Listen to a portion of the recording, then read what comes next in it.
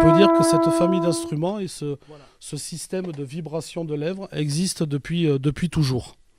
Hein, dès la préhistoire, on a commencé à souffler, alors non pas dans des trompettes ou des trombones, mais on cherchait dans la nature à communiquer. Donc quand on était en bord de mer, on communiquait tout simplement avec des coquillages. Voilà. Donc en fait, par vibration des lèvres,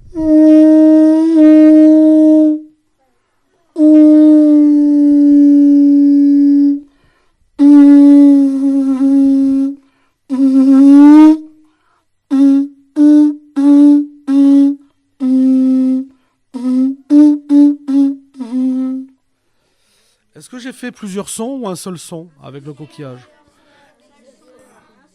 Parce que j'ai bougé la main dans mon coquillage.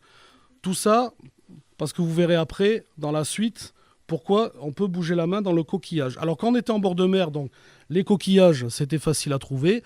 Quand on était un peu plus dans les terres, on utilisait donc d'autres matériaux, comme par exemple, en fait, on utilisait donc des cornes d'animaux, quel que soit l'animal. Donc là, c'est une corne de zébu. Voilà, une petite bête à cornes. Et donc, on pouvait communiquer, donc pareil.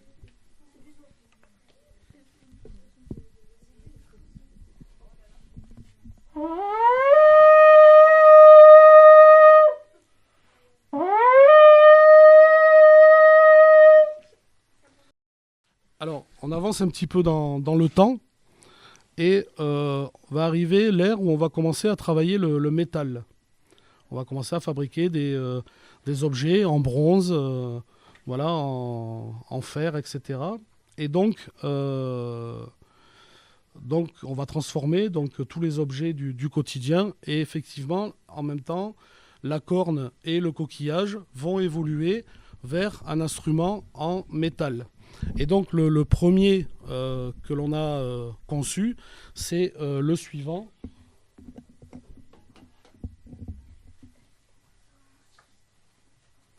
Voilà. C'est une réplique des premiers instruments en métal que l'on a fabriqués. Et donc l'objectif était toujours de communiquer dans la nature. Et notamment à la chasse. Parce que maintenant l'homme a évolué aussi. Donc il commence à cuisiner. Voilà, donc on commence à mélanger pas mal de genres. Et donc l'objet en métal va être utilisé uniquement pour la chasse. Et donc, on part de la corne et on va arriver au corps. Voilà, le premier corps avait cette forme-là et uniquement pour la chasse. Donc, d'où son nom, le corps de chasse. Alors, on utilisait des codes pour communiquer. Alors, le corps de chasse, le fait d'être en métal, avait un son beaucoup plus puissant. Et beaucoup plus... voilà, l'instrument était plus sonore. Et on pouvait donc faire, pareil, plusieurs sons. Et on va quitter le fait de mettre la main dans le coquillage ou au bout de la corne pour faire différents sons. Et on va faire différents sons avec simplement la vibration des lèvres.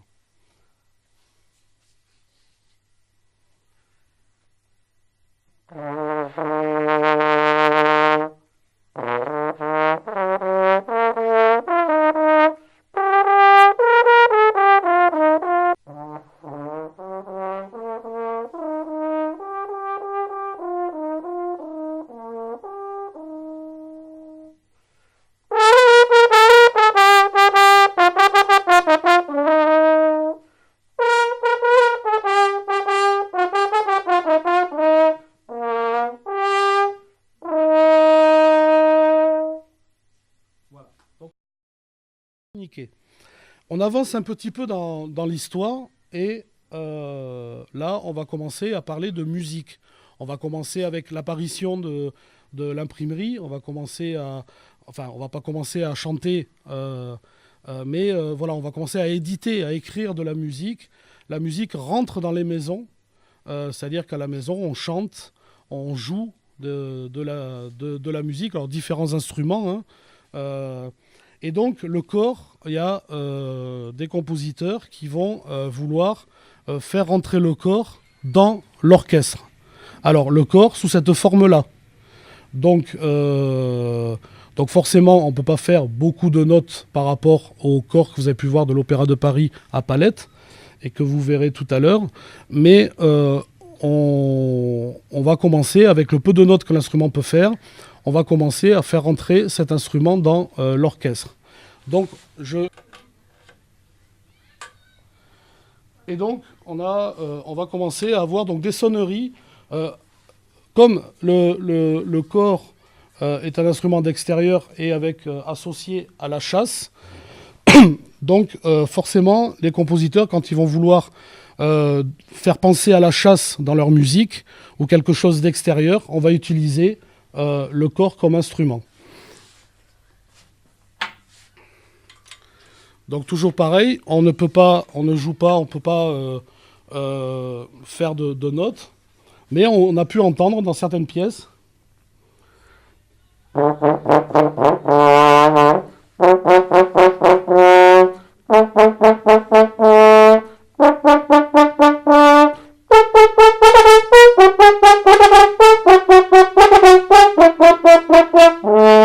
Et là, l'orchestre reprenait, voilà.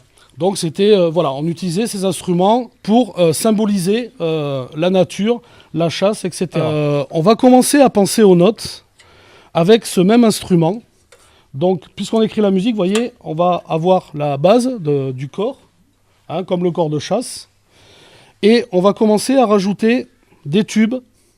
Et chaque tube va correspondre à une note.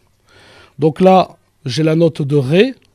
Et je ne vous les ai pas tous sortis. Mais là, on a un tube plus gros, donc il va jouer plus bas. Et ça va être un Mi. Voilà. Et ensuite, on a, pour chaque note, vous voyez, on a des tons différents. Voilà. D'où la grosseur de la valise pour les musiciens qui étaient les plus chargés. Voilà. Et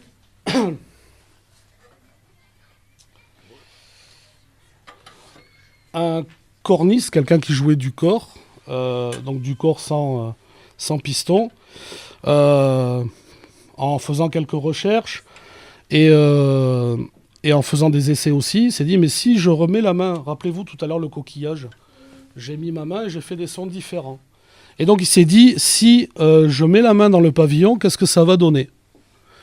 Donc il a fait sa note donc sans la main.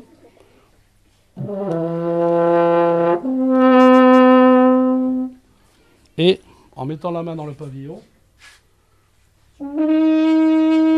s'est rendu compte que en mettant la main dans le pavillon, on avait une note un peu plus aiguë, alors qui n'a pas le même son forcément que la note ouverte, elle a un son un peu bouché. Et en faisant ses recherches, il est arrivé à ceci. Il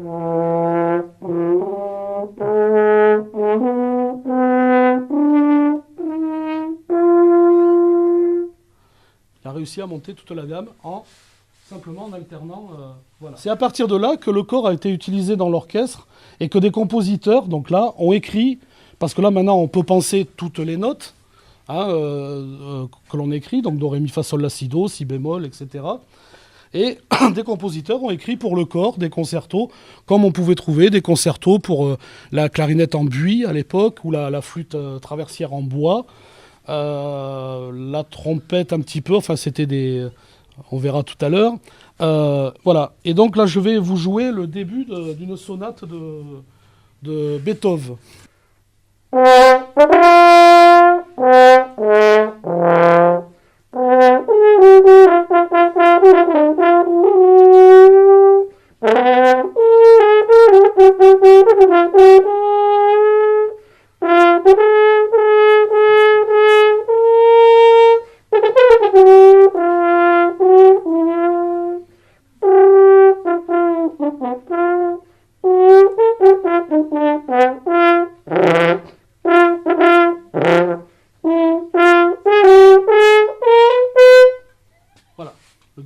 Sonate fait au corps naturel.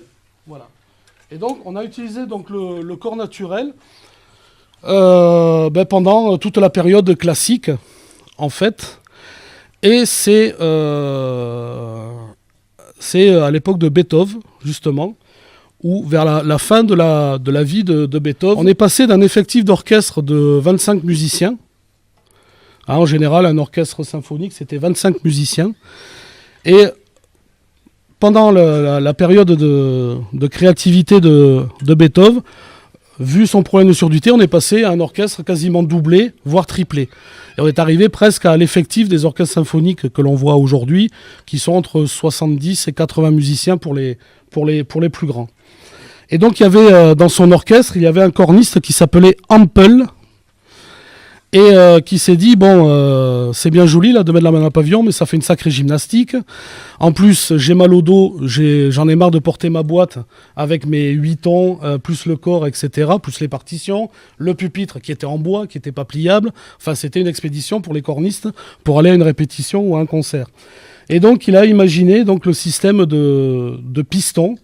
Et donc, au départ, il a rajouté un seul piston qui permettait de diminuer la longueur du tube et qui permettait de faire quelques notes, comme ça, pour soulager un petit peu la main.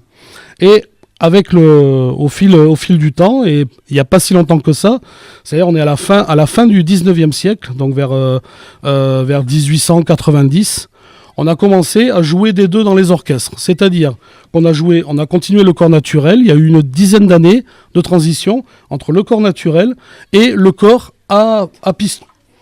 Et là, on a le corps actuel. Donc vous voyez qu'on a quand même bien évolué entre le coquillage et aujourd'hui. Et donc avec cet instrument-là, on peut tout se permettre. Déjà le son est beaucoup plus doux, puisqu'il n'y a plus ces sons un peu nasillards quand on bouche le pavillon. Donc aujourd'hui, on a un son qui est homogène sur quasiment toutes les notes.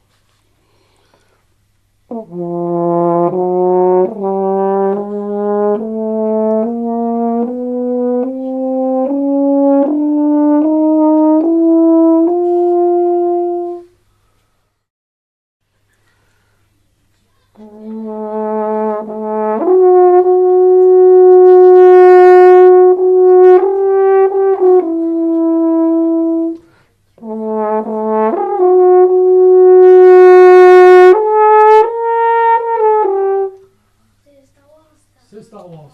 Le générique de Star Wars, c'est du corps.